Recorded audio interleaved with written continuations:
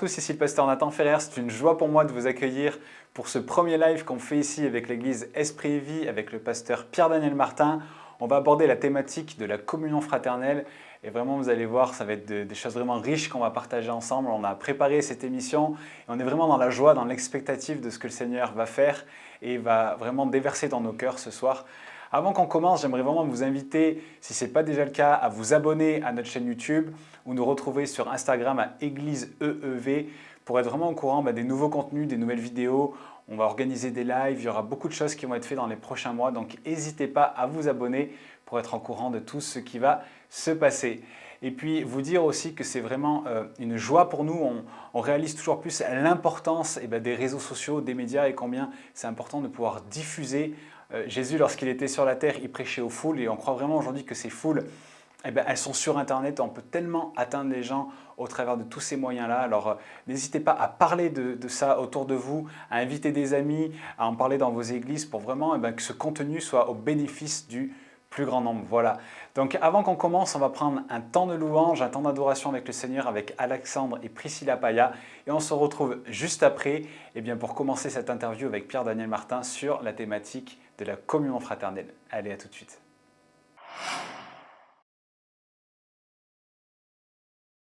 Salut à tous, on est content de pouvoir avoir ce temps de louange tous ensemble.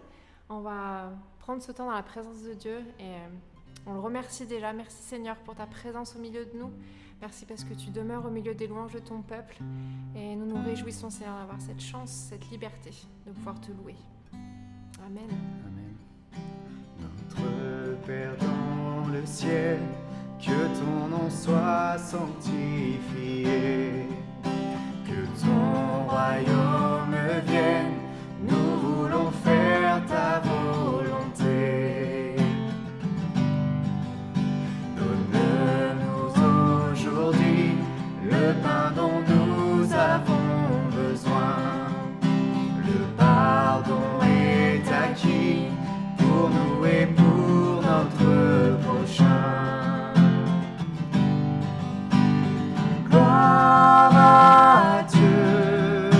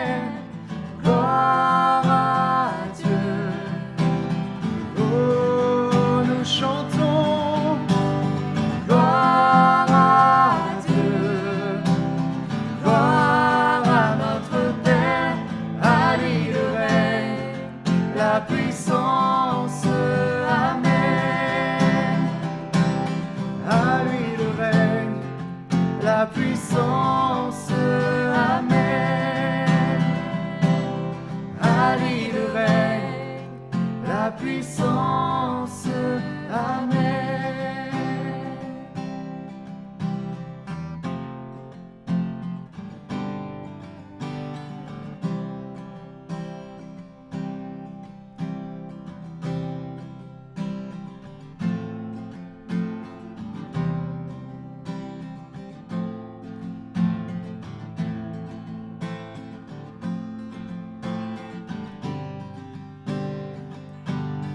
Majestueux,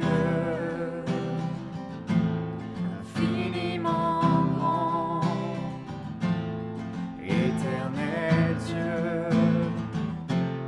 Dieu tout-puissant, Seigneur des cieux,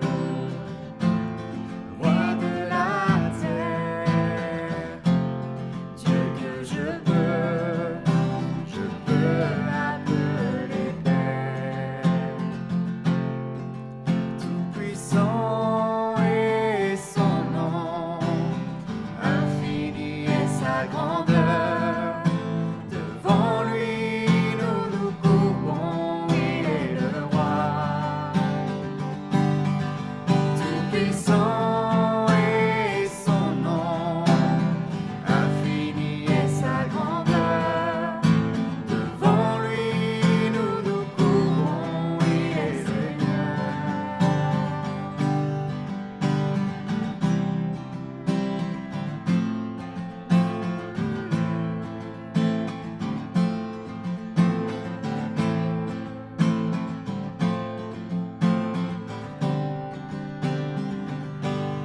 Mon avenir est entre ses mains. Je sais qu'en lui, je ne crains rien. Mon plus cher désir, ma volonté, c'est le servir pour l'éternité. Tout-puissant est son nom, infini est sa grandeur. Devant lui nous nous courbons, il est le roi. Tout-puissant est son nom, infini est sa grandeur. Devant lui nous nous courbons, il est Seigneur. Tout-puissant est son nom, infini est sa grandeur. Devant lui nous nous courbons, il est le roi. Tout-puissant est son nom, infini est sa grandeur. Devant lui nous nous courbons, il est Seigneur. Un jour tout genou fléchira, tous les peuples s'inclineront devant sa face, pour toujours il régnera. Les yeux le verront face à face. Un jour tout genou fléchira, tous les peuples s'inclineront devant sa face, pour toujours il régnera. Avec ceux qui verront face à face. Un jour tout genou fléchira, tous les peuples s'inclineront devant sa face, pour toujours il régnera. Avec ceux qui verront sa grâce. Tout-puissant est son nom, infini est sa grandeur. Devant lui nous nous courbons, il est le roi.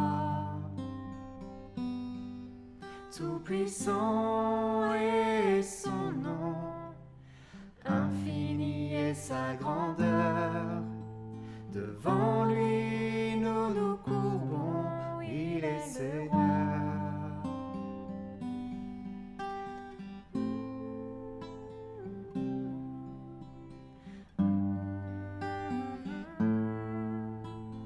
Devant lui nous nous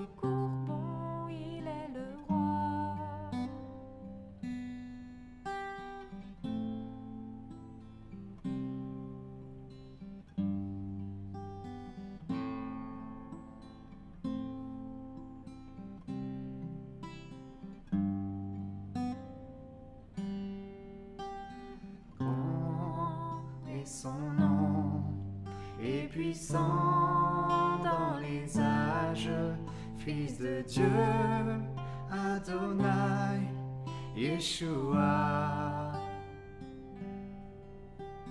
Juste et fidèle, fort et redoutable, l'Éternel des armées est son nom.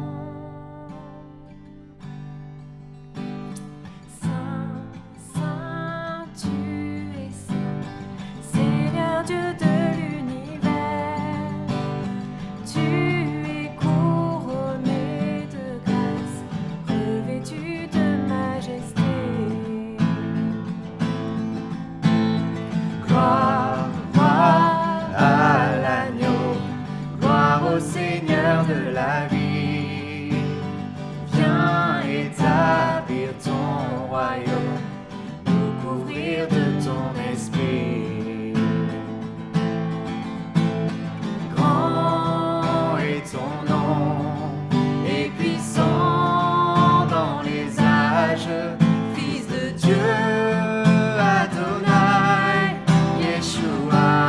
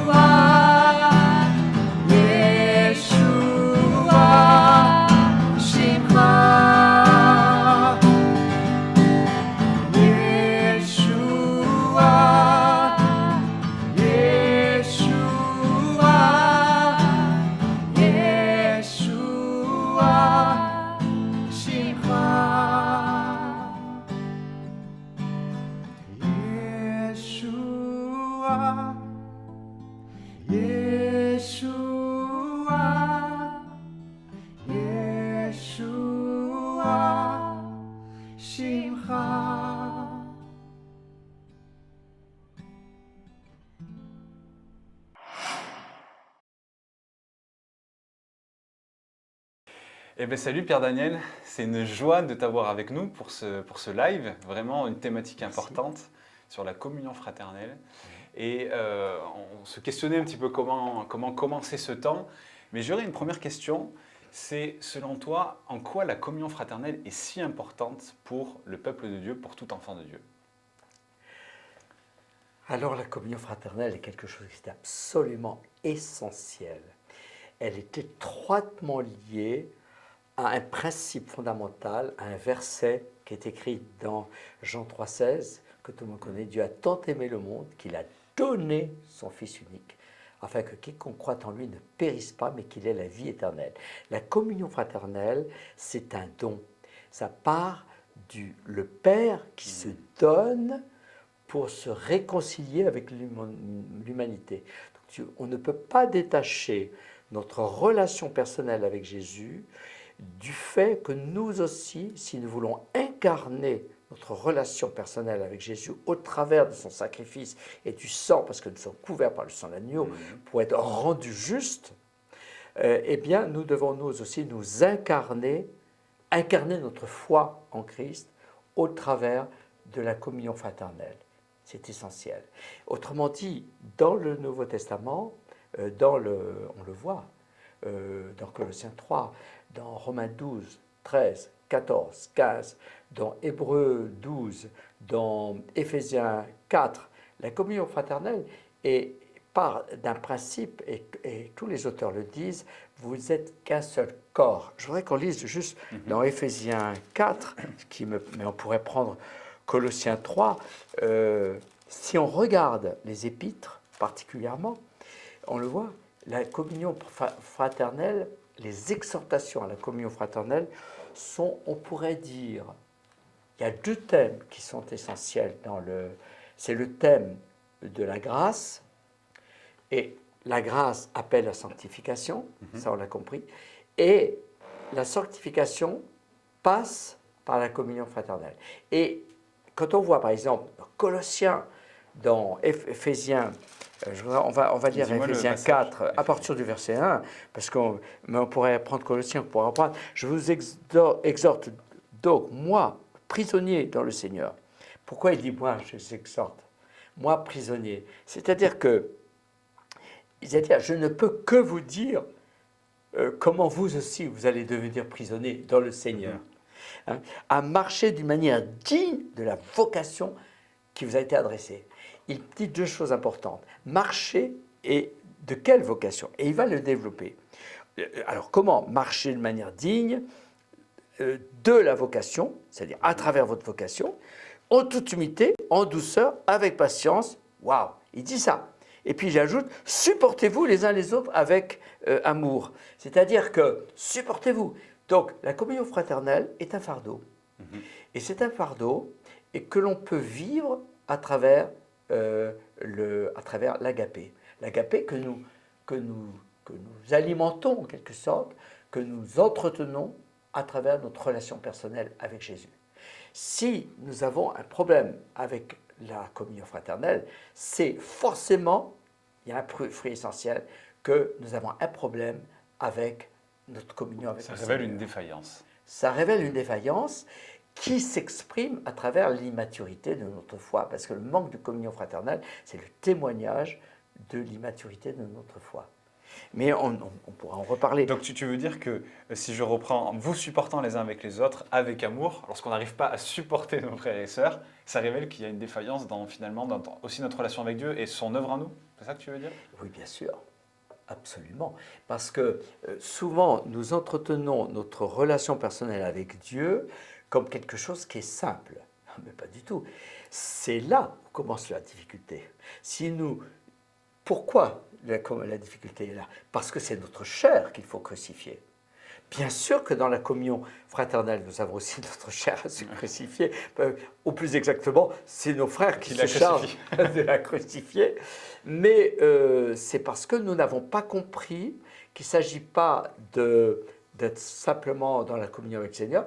Il faut comprendre que au travers de l'œuvre du Saint-Esprit en nous, dans ma relation personnelle, plus l'onction grandit dans ma relation personnelle avec Jésus, plus le Saint-Esprit, c'est Jean 16, le Saint-Esprit nous convainc, verset 8, nous convainc de péché, première chose, de justice et de jugement.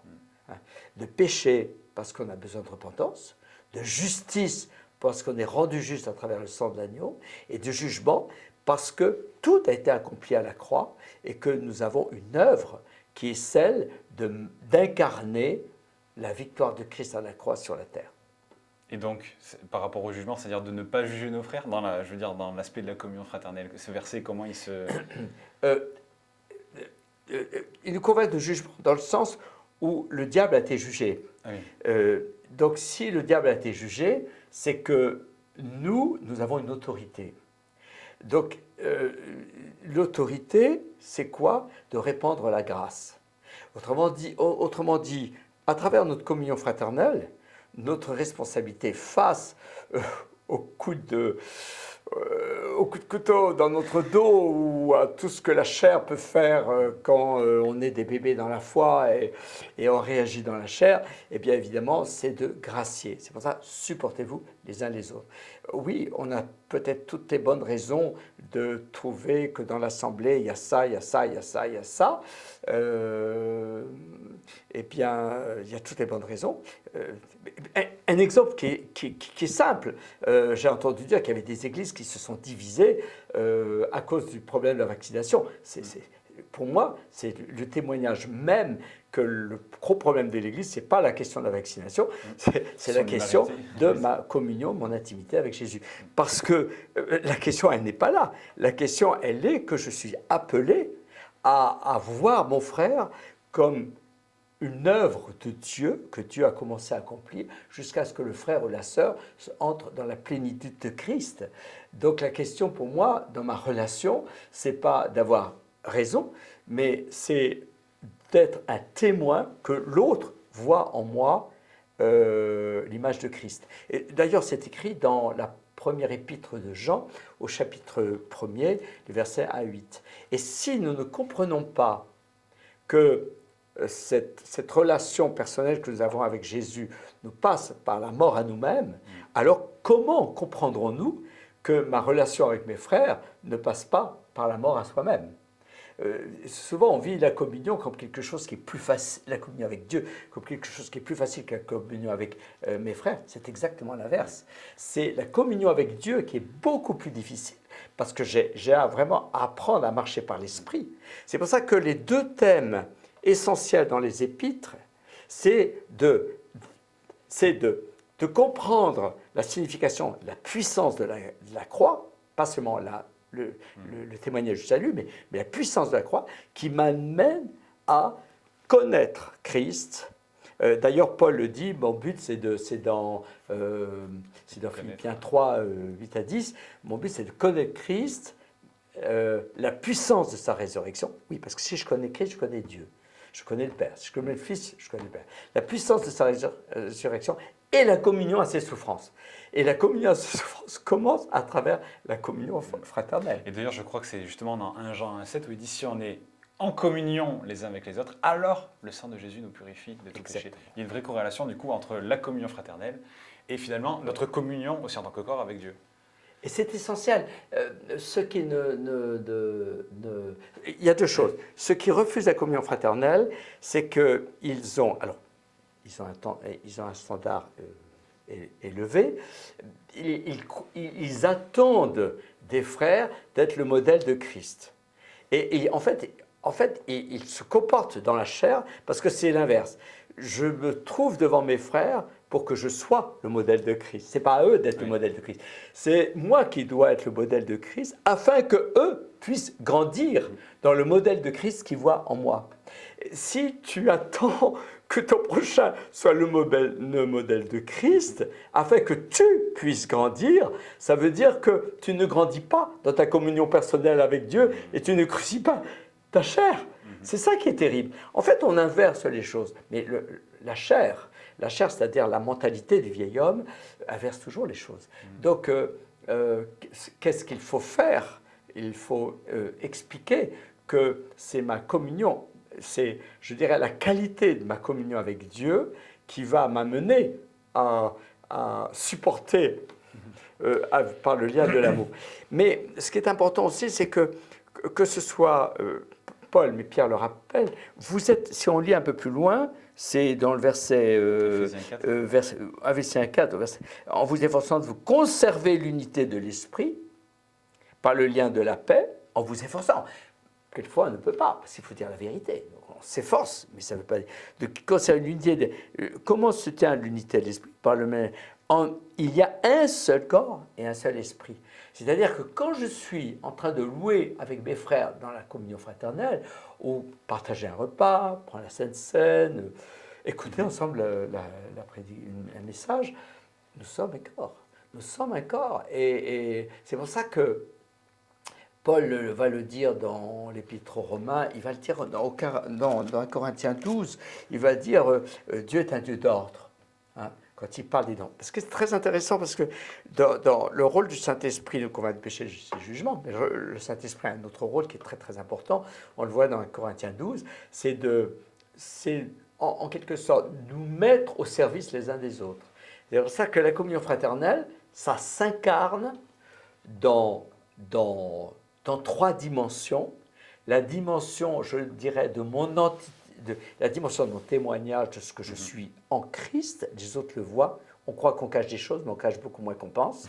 Les gens voient intuitivement. Ils voient peut-être pas tout, mais ils sentent les péchés cachés ou des choses comme ça. Donc, notre authenticité, c'est la première chose dans la communion fraternelle.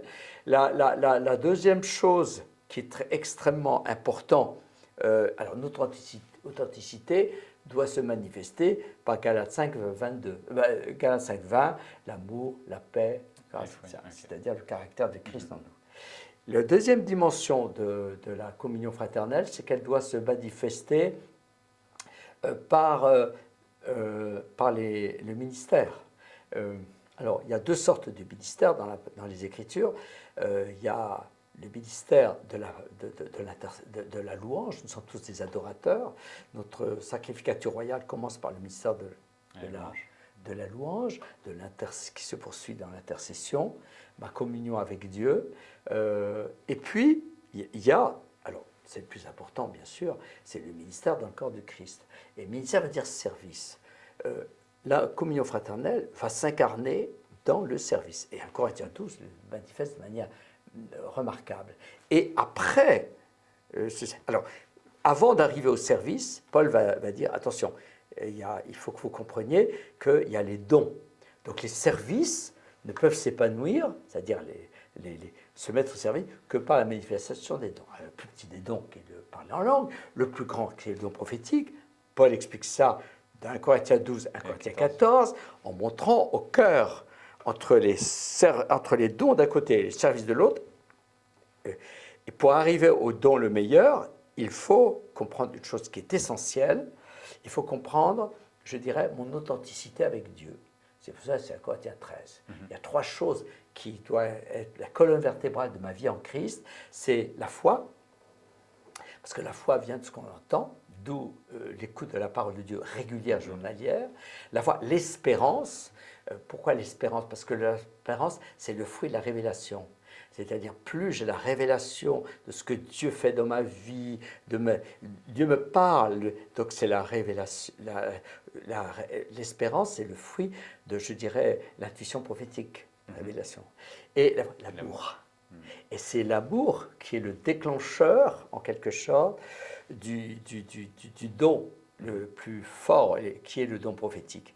Mais Paul dit, ok les gars, vous avez compris ça, mais vous devez comprendre que quand vous exprimez les charismes, et surtout et vous vous mettez au service, alors on le voit dans Corinthiens 14, Paul dit, acceptez d'être jugé, acceptez qu'il y a un discernement de ceux qui ont le don prophétique, un discernement qui doit, parce que ce qui nous intéresse, c'est pas ce que vous faites, c'est de voir Christ en vous. Quel est l'esprit Et par rapport à ça, parce qu'il y a une notion sur laquelle j'aimerais rebondir, qu'on a lu du coup dans Éphésiens 4 au verset 2, je crois, il nous est dit « En toute humilité, en douceur, avec patience, vous supportant les uns les autres avec charité, et vous efforçant de conserver l'unité de l'esprit par le lien de la paix. » Et dans 1 Jean 1,7 où il dit « Si on est en communion les uns avec les autres, alors le sang de Jésus nous purifie. » Et est-ce que tu penses... Aujourd'hui, on a, en tout cas ici à Esprit Vie, on a soif du réveil, on a soif de voir vraiment l'esprit vraiment se manifester, voir la gloire de Dieu. Oui. Mais on se rend compte dans ces passages que finalement, s'il n'y a pas la communion, eh bien l'esprit en est finalement coupé. On voit que même la communion avec Dieu en est coupée. Et même finalement, on voit, vous êtes purifiés de vos péchés. En fait, on voit que c'est un véritable frein. Et est-ce que tu crois qu'aujourd'hui, cette église glorieuse qui est loin d'être, enfin en tout cas aujourd'hui on n'est pas dans cette église glorieuse, en tout cas moi je ne crois pas vis-à-vis de ce qu'on voit. Est-ce que tu crois que l'un des obstacles c'est ce manque de communion fraternelle? Tout à fait, mais le manque de communion fraternelle est toujours le fruit c'est un peu l'arbre qui cache la forêt. C'est le fruit de quelque chose de beaucoup plus profond. Le manque de communion fraternelle, je vais le dire brutalement, c'est toujours des péchés cachés qu'il y a derrière.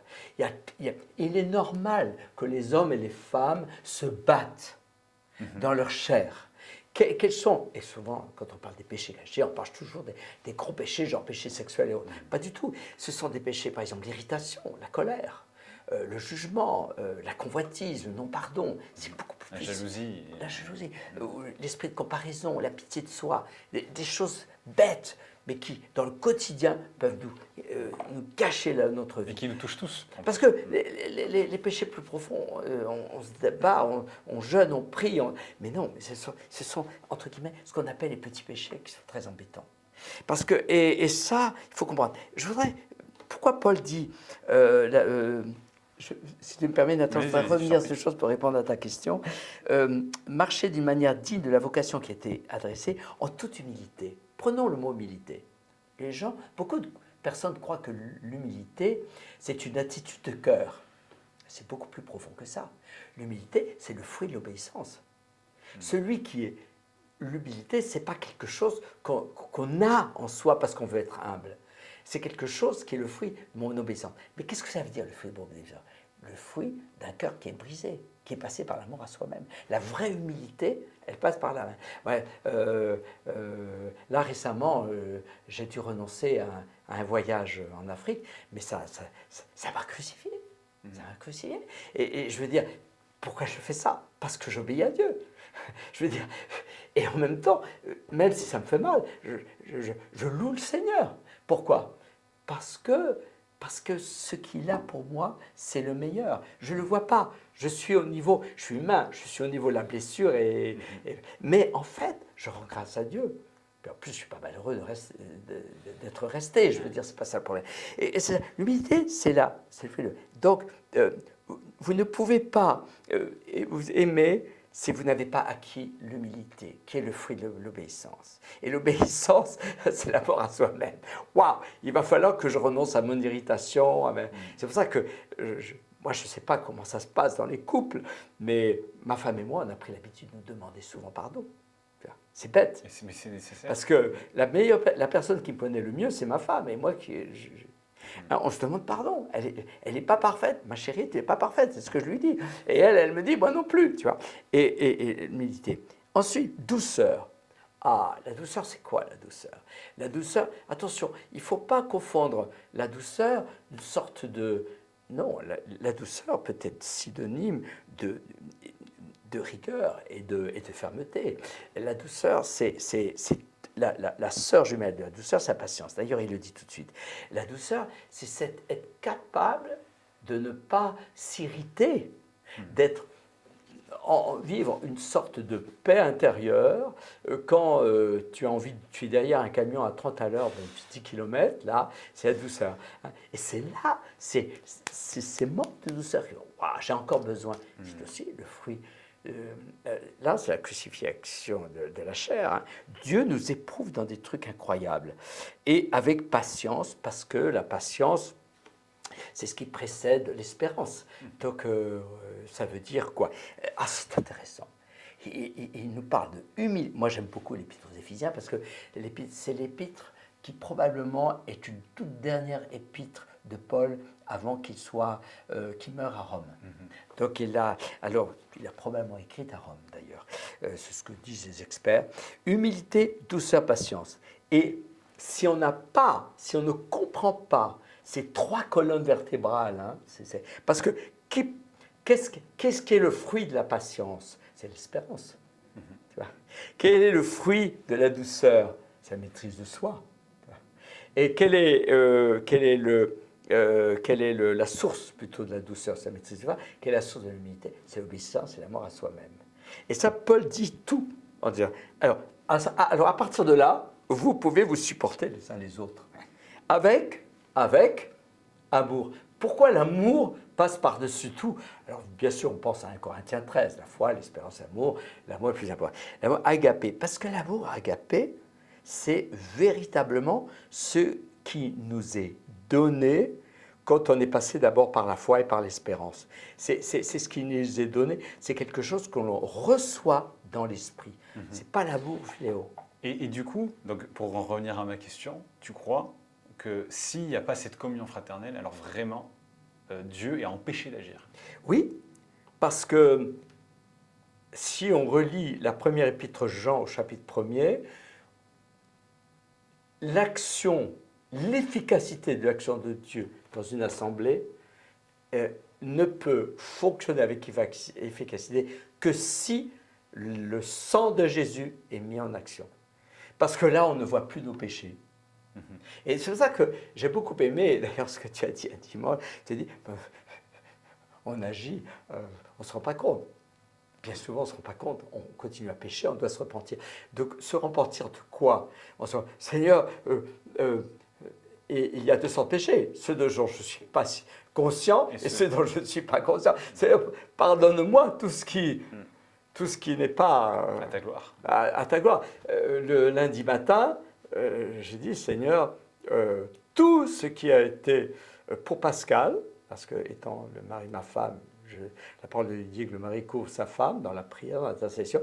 Pour Pascal et moi, Seigneur, pardonne-nous que tout ce qui a été vécu dans la semaine précédente soit couvert afin que je puisse démarrer ma semaine avec, je dirais, tout blanc, façon de dire, ou plutôt tout couvert du sang d'agneau, ça fait plutôt rouge.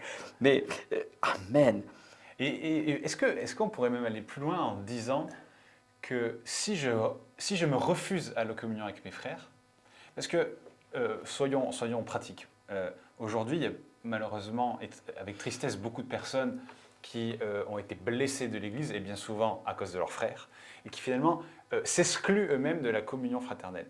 Est-ce qu'on pourrait dire, et c'est sans jugement vraiment que je pose cette question, mais que lorsqu'on s'exclut de la communion fraternelle, finalement on empêche aussi Dieu d'agir dans notre vie? Absolument. Il y a deux problèmes. C'est vrai que on fait preuve d'immaturité et du coup, en refusant la communion fraternelle, on refuse de mourir à soi-même. Ça, c'est clair. Ça, c'est clair. Mais quelque chose de beaucoup plus profond, si on refuse la communion fraternelle, on n'a pas compris la puissance de la croix, le devoir d'accepter de mourir à soi-même. C'est-à-dire, on ne prend pas au sérieux, enfin, on prend pas, c'est un peu méchant ce que je dis, je ne veux pas dire ça, on ne réalise pas, plus exactement, on ne réalise pas l'importance de la chair dans notre vie. On confond, et c'est pour ça qu'il y a toujours la tentation dans l'être humain qu'on confond, et tout le monde a une part de religieux, et on confond les bons sentiments c'est du religieux, avec la vie de l'esprit. On peut avoir des bons sentiments qui ont des paroles spirituelles et en fait on est très religieux. Pourquoi? Parce qu'on n'a pas compris qu'il n'y a que la puissance de la croix, la mort à soi-même, qui peut nous amener à accepter la communion fraternelle. Et c'est la même chose. D'un côté, oui, c'est vrai, c'est une preuve d'immaturité spirituelle que de refuser la communion fraternelle et de ne pas comprendre le bénéfice. Parce qu'en refusant la communion fraternelle, c'est la puissance de la croix, c'est le refus de mourir à soi-même. Mais en même temps, on n'a pas compris ce qu'était la puissance de la croix. Et c'est ça le vrai problème. Alors, je dirais aussi que c'est aussi la responsabilité des serviteurs de Dieu de prêcher la puissance de la croix. Combien de fois j'ai rencontré des serviteurs de Dieu qui ont des enseignements absolument remarquables, mais qui ne prêchent pas la puissance de la croix. Watchman Nee a su prêcher la puissance de la croix. Derek Prince a su prêcher la puissance de la croix. La prédication de la puissance de la croix, c'est quelque chose qu'il faut absolument revenir. Luther, dans les Réformateurs, a su prêcher la puissance de la croix, mais il n'est pas allé jusqu'au bout. Il n'est pas, c'est la faiblesse de Luther. Alors on ne va pas rentrer dans les détails parce qu'il a dit quelque chose qui n'est pas juste. Il a dit mais toujours pécheur est toujours pardonné. Non, on peut ne plus pécher. C'est ce que dit Romains 6. Ouais. Mais ça c'est une autre question. Ce qu'il faut comprendre, ce qu'il faut vraiment comprendre, c'est que même si on n'a pas une communion avec le Seigneur de qualité, la communion fraternelle, en acceptant d'être crucifié par ses frères, façon de dire, nous amène aussi à avoir une qualité de communion avec le Seigneur. Il n'y a pas que ça. Oui. J'ai dit tout à l'heure, il faut une communion authentique. Ce n'est pas forcément En fait, vrai. tout commence avec notre communion avec Dieu et tout se termine avec notre communion avec Dieu. Exactement. C'est-à-dire qu'en fait, donc si je résume un petit peu ce que tu as dit, Oui. c'est que Oui. aujourd'hui, pour arriver à avoir une communion avec nos frères et sœurs, il faut d'abord qu'on ait une communion avec Dieu. Si on n'arrive pas à supporter nos frères et sœurs, c'est que ça met en avant un problème déjà dans notre communion avec Dieu. Exactement. Mais la problématique, c'est que si on se prive et on refuse d'être en communion avec nos frères, et bien finalement, on empêche Dieu d'agir dans nos vies et ça va aussi toucher notre communion avec Dieu. Donc en fait, c'est un ensemble. Ça commence avec notre communion avec Dieu et ça finit avec notre communion avec Dieu, mais tout en est affecté.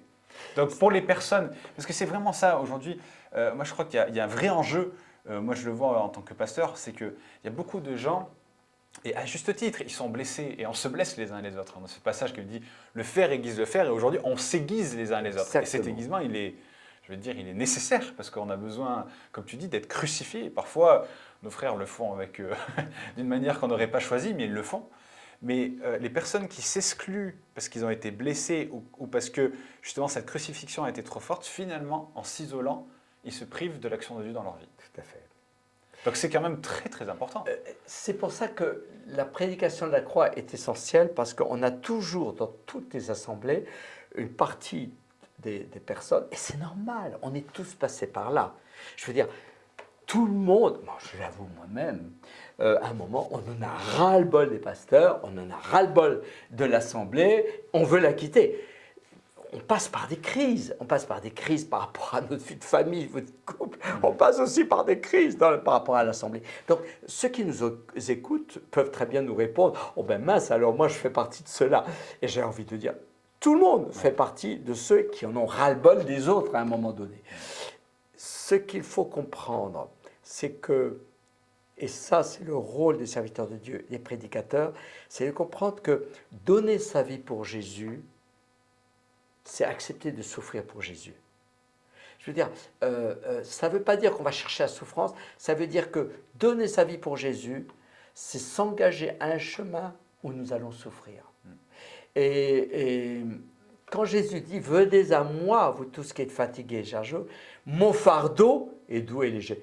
Mais un fardeau n'est jamais doux et léger. Je veux dire, un fardeau, ça, le fardeau, c'est un... Alors, c'est traduit comme c'est traduit. Ben, on a traduit la Bible 2000 ans après, alors c'est normal que les mots... Mais le fardeau, c'est une tige de bois où on porte deux c'était pas des seaux. C'était deux bœufs qu'on mettait ensemble avec un joug. Alors, c'était deux bœufs qu'on mettait, mais on utilisait aussi le mot par rapport à ce qu'on portait, quand on portait on utilisait les peaux de chèvre pour mettre de l'eau, et on utilisait un peu le même mot. Donc, autrement dit, le fardeau, c'est une affaire, c'est pas seulement de poids, une affaire d'équilibre. Pour tenir en équilibre, pour arriver à avancer. Et les bœufs, c'est la même chose. Et je veux dire, c'est pas une partie de plaisir d'être dans le Seigneur, tu vois. Il y a une part qui est, on affronte la dureté de notre propre nature. Et les gens, quelquefois des personnes, alors maintenant je ne le fais plus, mais parfois des personnes qui venaient se confier à moi, qui ouvrent leur cœur, qui disent voilà, j'ai tel péché, etc. Et il y a parfois certains disent mais pasteur, je suis en sécurité avec vous, je peux tout vous dire parce que je ne me sens pas jugé. Et j'ai dit mais tu sais mon ami, il y a une chose que tu dois te dire, nous les hommes ou les femmes c'est pareil, on est tous pareils. Je veux dire, on va plus être tenté par rapport à l'argent, d'autres seront plus tentés par rapport à la violence, par rapport à l'alcool, par rapport au sexe, etc. etc. Je veux dire, mais on est tous pareils. Et il faut comprendre que l'ennemi, ce n'est pas l'argent, l'alcool ou le sexe. L'ennemi, c'est la chair. Et la chair a sa racine dans la mentalité du vieil homme. Et c'est ça qui est tragique dans la condition humaine, qui fait en effet la tragédie. Oh, c'est admirablement décrit par Shakespeare, mais je ne vais pas vous faire de Hamlet, mais je vais pas. Moi, j'aime beaucoup Shakespeare, mais c'est un peu la tragédie de la condition humaine. C'est que ça se termine toujours par la mort de quelque chose. Alors, chez pire, c'est terrible parce que c'est la mort physique. Mais nous, ce n'est pas la mort physique, puisque Christ est mort à notre place. Donc, les fins tragiques des pièces de Shakespeare ne sont pas justes quelque part, parce que Christ est mort à notre place. On n'a pas besoin d'expier par notre mort. Mais ça reste quand même une tragédie, dans le sens où on va se débattre. Le pire ennemi, c'est soi-même. C'est ma chair. Et finalement, donc, il y a quand même aussi une part, parce que tu disais que finalement, quand on suit le Seigneur, forcément, il y a des fardeaux, forcément aussi dans l'Église, il y aura cette difficulté, mais c'est en fait une part de rester fidèle, malgré les difficultés. En fait. Oui. Comme dans un couple. Parce que et la puissance du pardon. Voilà, c'est ça. Alors, j'entends des personnes me dire, oui, mais ce n'est pas juste. Mais ce n'est pas à toi de dire, dans l'attitude dure de ton frère, si telle chose est juste et pas juste. C'est Dieu qui est le seul juge. C'est ce que dit Paul aux Romains. Alors, il y a une description de la communion fraternelle, il y a 3 dimensions de la communion fraternelle, dans Romains 12, 13, 14, 15. Waouh, il faut 4 chapitres. Et 4 chapitres où Paul dit, écoutez, et c'est très intéressant parce que Paul, c'est pas lui qui a fondé l'église de Rome, n'est-ce pas? Et c'est pas Pierre non plus. Mais c'est pas lui qui a fondé, mais il va et il comprend que dans cette ville qui est essentielle à son époque, c'était la grande New York de l'époque, il comprend que ce qui est les tiraillements alors, il faut comprendre que Paul, contrairement à toutes ses autres épîtres, c'est ça qui est admirable, et Éphésiens, c'est pas. Romains et Éphésiens sont extrêmement différentes, parce que là, Paul, il entend bien il entend bien bon, il n'y avait pas Internet, il n'y avait pas smartphone, mais les nouvelles passaient. Et ce qu'on disait de telle église, c'était pas déformé. Alors ça pouvait l'être, mais il y avait d'autres témoignages certainement. Et Paul va en quelque sorte montrer. Il commence par Romains. Et là, il est fort, ce qu'il dit dans Romains. Et pourquoi? Parce que c'était l'époque. C'était les dépravations de l'époque aussi. Non, mais on légitimait, légitimait cela, tout simplement. Donc, Paul est en train de dire niet, c'est non. Et il explique la source de cela. Et ce qui est très intéressant, c'est qu'après, pourquoi il en parle tout de suite? Parce que c'était le problème de l'Église, tout simplement. Et puis, il va arriver à l'importance de la foi, l'importance de la grâce, où il pose déjà, la foi vient de ce que l'on entend, c'est la parole de Dieu. Ça, il le pose dans Romains 5, 17. Et puis, paf, on arrive au grand chapitre que les réformateurs vont prendre au XVIe siècle, c'est 6, 7 et 8, sur la puissance de la grâce. Et après, Paul rappelle quelque chose, le problème culturel de Rome, toujours, entre l'antagonisme entre les païens et les juifs. Hein. Alors on va voir 9, 10, 11, et bien boum, il va développer, cet épître est pour moi un monument, il va développer ce qu'il a envie de développer. Vous avez compris la puissance de la grâce? Vous avez compris. Romains 1, c'est rompez avec la mentalité, le politiquement correct. Ok. Ensuite, doucement, la foi, il met l'accent sur la foi, la grâce, la puissance de la grâce, la puissance de la croix, et puis c'est 12, 13, 14, 15. Il va terminer son épître en disant, écoutez les amis, aimez-vous, vous êtes un seul corps, et sans cela, Dieu n'agira pas avec efficacité, parce que, et il le dit dans Romains 4, votre vocation, c'est-à-dire votre appel, ce dont vous êtes appelés, c'est de vous aimer les uns les autres. Et l'amour, malgré les injustices. Malgré les injustices. Et l'amour fraternel,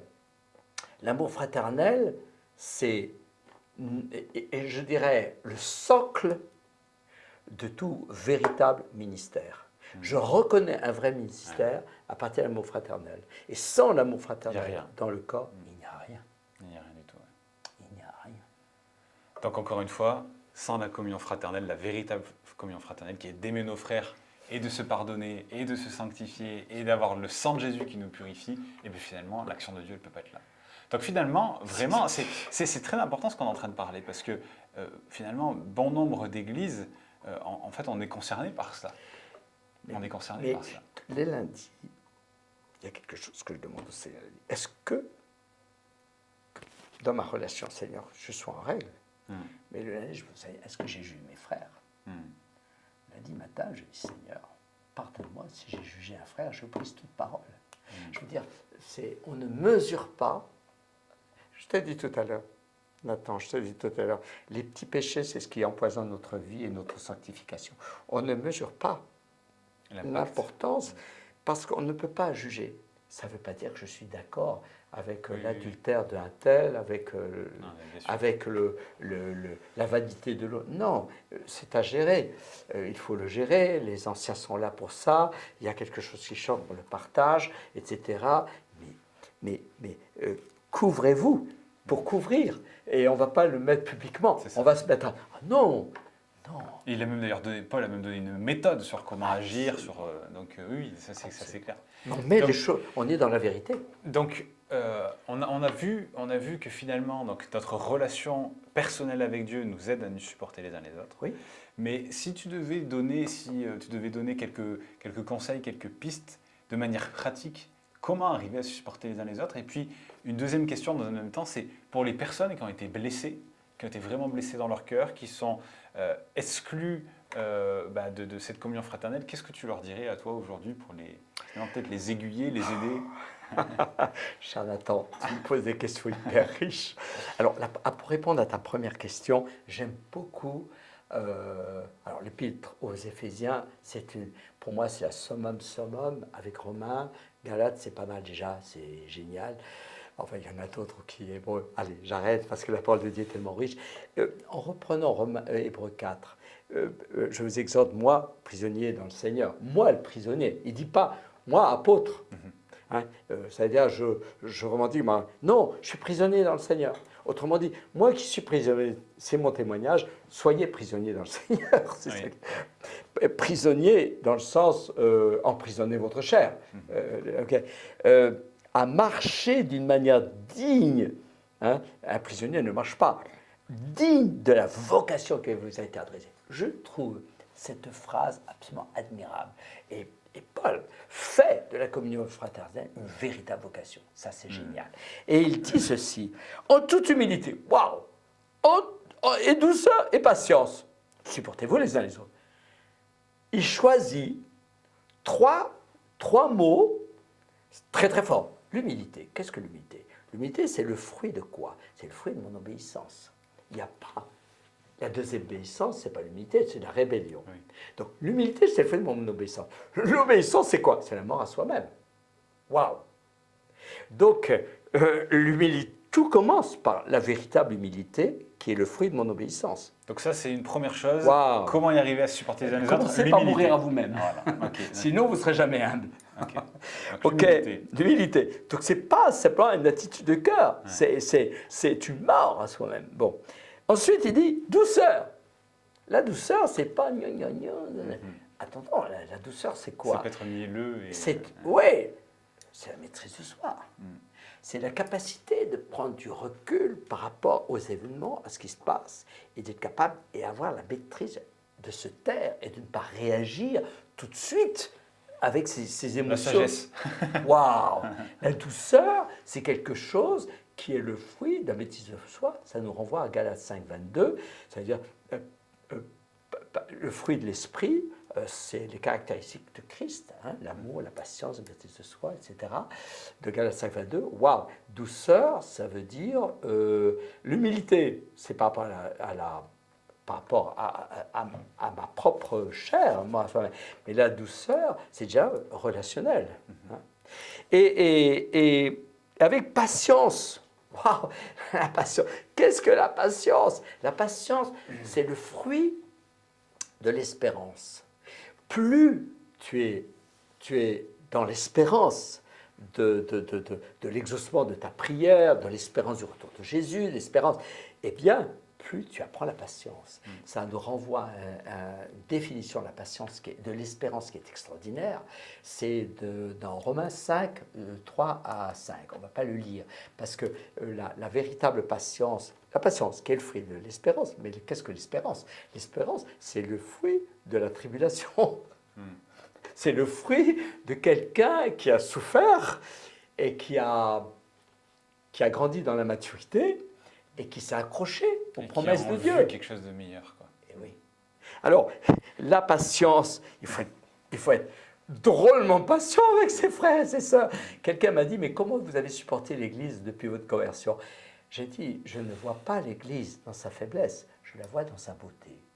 Mais pour avoir la révélation de l'Église dans la beauté... C'est l'espérance, là encore. Aussi. C'est l'espérance. C'est l'Église...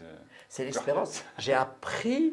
Alors, je ne dis pas que j'y arrive à 100%, bien sûr que non, parce que j'ai encore besoin de crucifier ma chair. Mais j'ai appris petit à petit, avec les années, à discerner la beauté de l'Église de Jésus-Christ. Et ça, je suis toujours ému quand je lis ce verset de Hébreux. Humilité, douceur, patience. Et à ce moment-là, si vous comprenez ce qu'est la véritable humilité, si vous comprenez ce qu'est le fruit de la douceur, c'est la profondeur de l'apôtre Paul, vous comprenez ce qu'est la vraie patience, alors vous allez pouvoir vous supporter les uns les autres. C'est la clé. Mais oui. Vous pouvez supporter, c'est-à-dire vous pouvez porter le joug des uns avec amour, avec amour. Beaucoup de personnes, quand j'ai quitté l'Église réformée, m'ont dit « Mais comment avez-vous pu rester dans une Église qui ne partageait pas votre doctrine ?» La question, ça n'a pas été cela. Est-ce que je supporte ou ne supporte l'Église? La question, c'était « Tu ne pourras pas quitter l'Église protestante, entrer dans ta destinée, si tu ne les aimes pas comme je les ai aimés. » Et c'est curieux parce que la première fois que j'ai eu la vision que je devais quitter l'Église réformée pour fonder l'œuvre que j'ai créée, qui est Vie du Maître, je me souviens, j'ai dit Seigneur, je te loue et je te bénis d'avoir été 20 ans dans cette assemblée. Et pourtant, je n'étais pas d'accord avec la doctrine. Et je ne pouvais pas accepter le Mais le Seigneur t'a formé. Le Seigneur m'a formé, mais après à les aimer. Et aimer, c'est donner sa vie. Le véritable amour, c'est écrit dans, alors ce verset extraordinaire que j'aime beaucoup, dans 1 Jean 3,16, pas Jean 3,16, 1 Jean 3,16 qu'il faut lire, qui est le summum et qui est dans le sens de la communion fraternelle. C'est un texte, c'est la communion fraternelle, la vraie communion fraternelle. C'est de donner sa vie pour ses frères. 1 Jean 3,16. À ceci, nous avons à ceci, nous avons connu l'amour.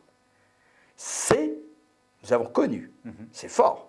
Nous avons fait l'expérience de cet amour agapé. C'est qu'il a donné sa vie pour nous. Waouh! Il a donné sa vie pour nous et nous avons connu cet amour-là.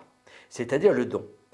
Nous aussi, nous devons donner notre vie pour nos frères.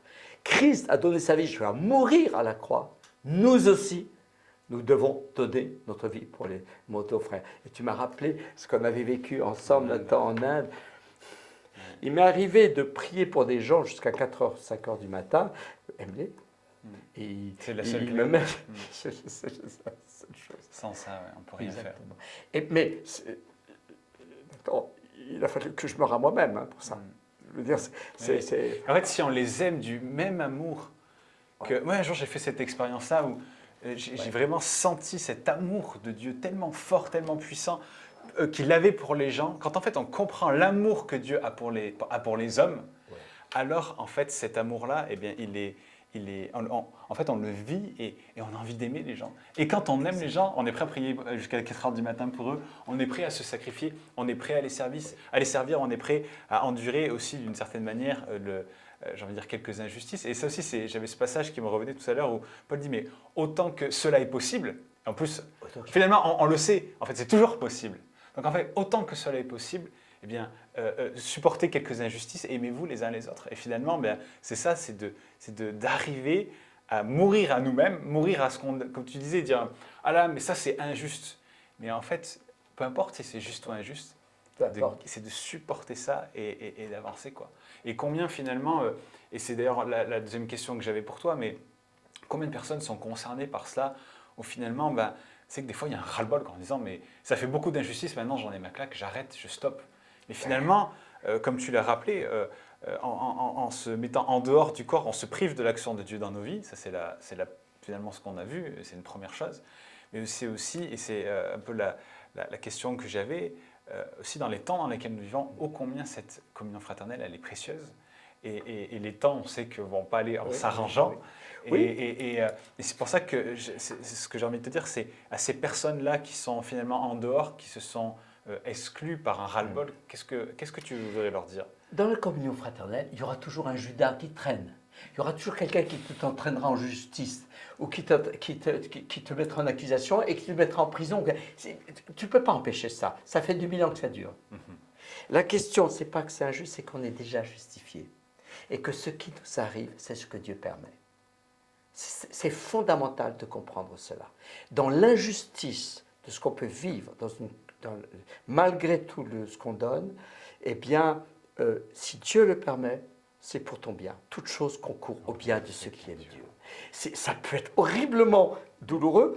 Ça te laisse à des questions sans réponse. Tu n'as pas à demander pourquoi. La question, tu dis, écoute Seigneur, et j'aime beaucoup cette phrase de Calvin qui disait, si l'enclume a besoin encore, si le marteau doit encore taper l'enclume, eh bien Seigneur, tu continues. Moi j'ai envie de dire, Seigneur, grâce quand même. On n'est pas forcément appelé à souffrir, bien sûr que non. Mais derrière ce tout, il y a tout. Tout concourt, il y a aussi les bonnes choses comme les mauvaises choses. Et ça, dans notre mentalité occidentale, il y a quelque chose qui nous choque, qui nous heurte très profondément.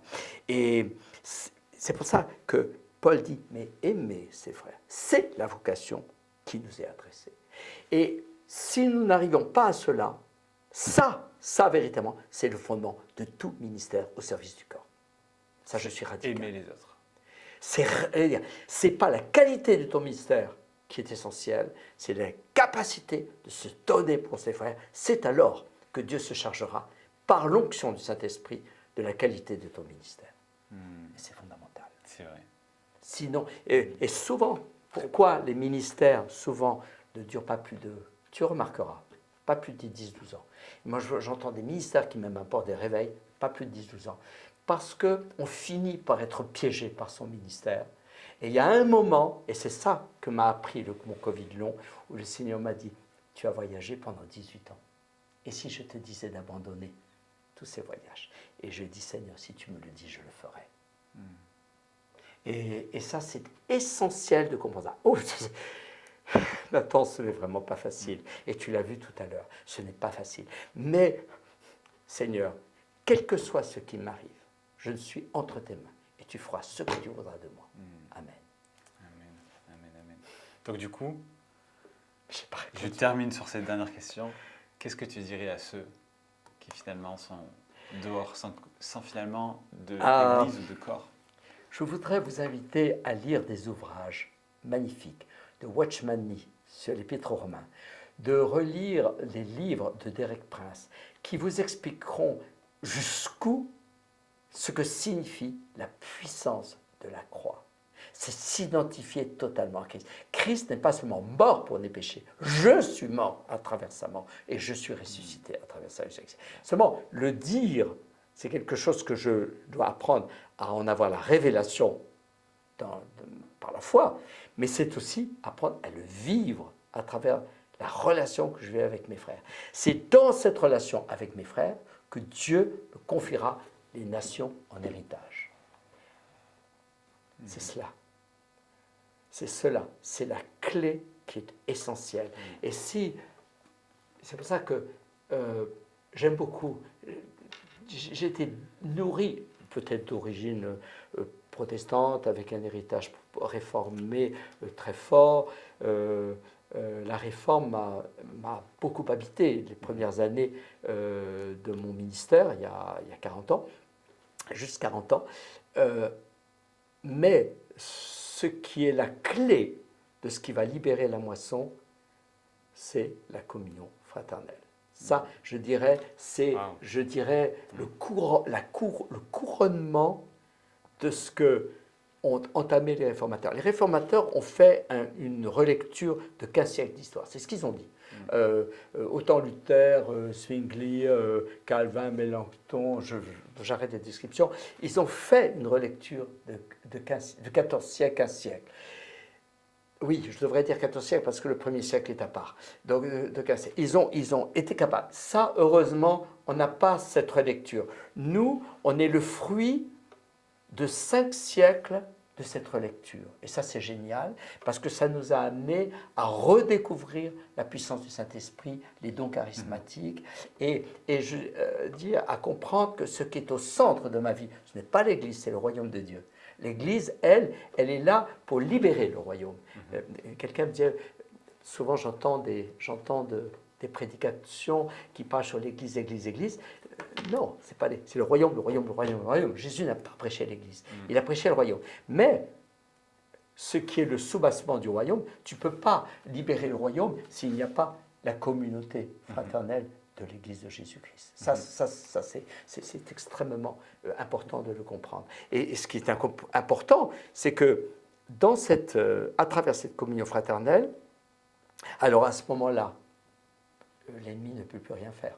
Parce que c'est l'action du sang de Jésus. Il faudrait relire la première lettre de Jean parce que c'est fondamental. C'est riche. Mais quand tu m'as parlé des thèmes à aborder, je t'ai dit, pour moi, c'est la communion fraternelle parce que c'est l'achèvement de ce que les réformateurs ont commencé. Si tu parles de la croix, de la puissance de la croix, tu ne peux que donner ta vie pour...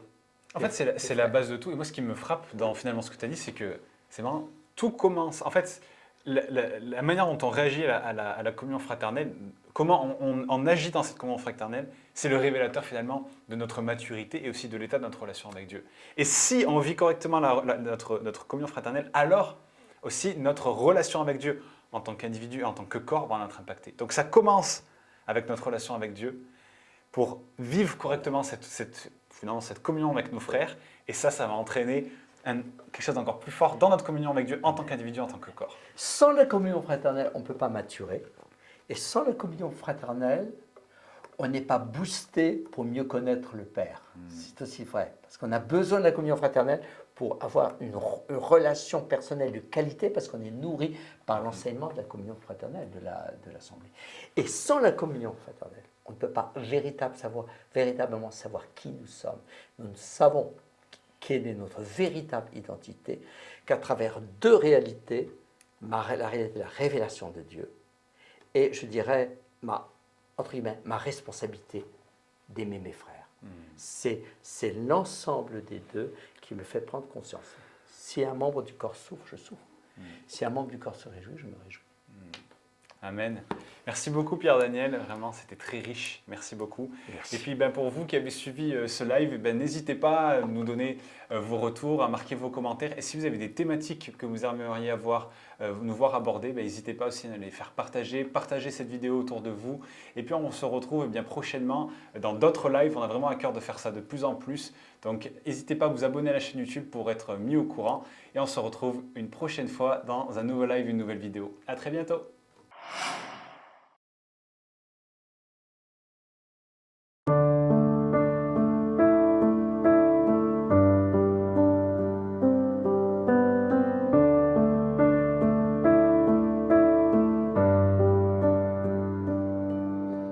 Tu resplendis de gloire,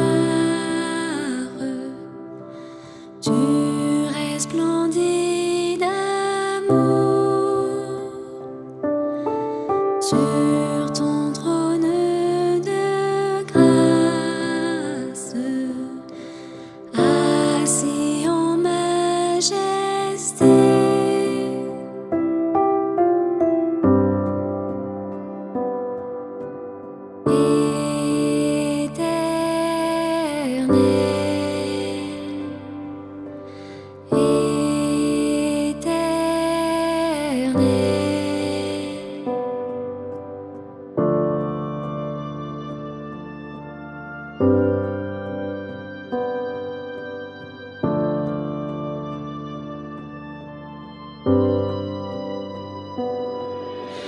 Tu régneras de Sion,